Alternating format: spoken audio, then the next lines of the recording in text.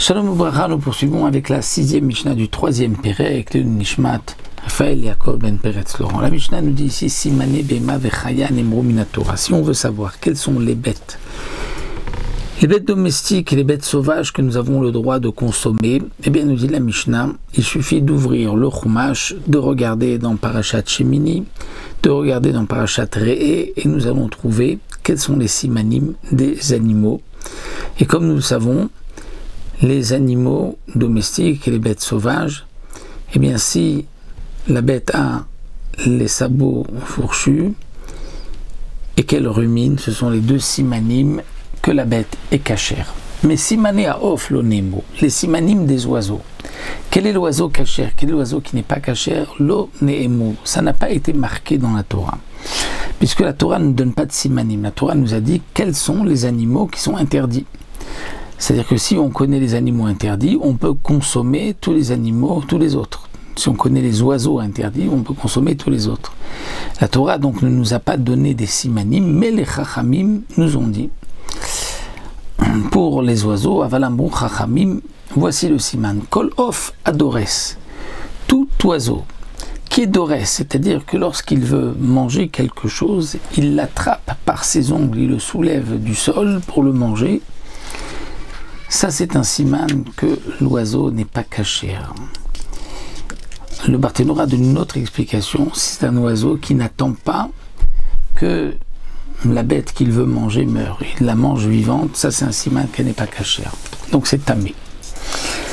La Mishnah continue, dit un autre siman pour savoir si l'oiseau est cachère ou pas. Kol sheshlo esbaï etera. Tout oiseau qui a un doigt en plus. C'est-à-dire un oiseau qui a qu'un doigt et derrière, il y a un doigt qui est plus élevé que les autres, comme pour le coq, la poule, comme on le voit.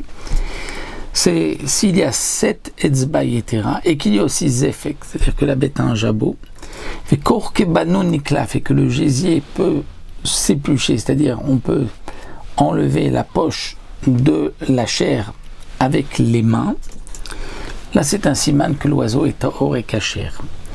Et le Barthénora nous dit, c'est pas que nous avons besoin pour que l'oiseau soit cachère de tous les simanim. Un seul siman suffit, à condition qu'on sache que ce n'est pas un oiseau qui va, donc comme on l'a vu, dorer, c'est-à-dire qui va soulever sa nourriture et la lever.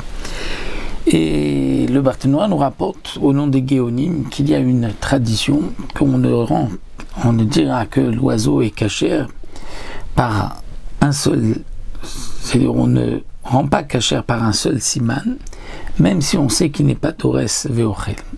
Il faut au moins que ce soit le siman que le gésier s'épluche avec la main. Mais s'il ne se sépare pas, il ne s'épluche pas donc la chair de la poche avec la main, même s'il y a le jabot ou un doigt en plus, on ne permet pas l'oiseau. Rabbi Eliezer Rab Tzadok Omer Kolof acholek et raglav tameh. Rabbi Eliezer Rab Tzadok donne un autre siman.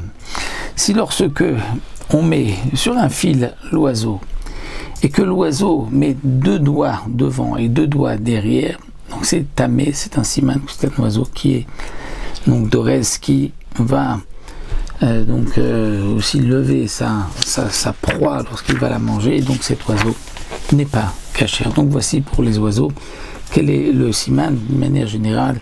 Aujourd'hui on mange les oiseaux avec une massorette, une tradition que nous savons que c'est un oiseau cachère.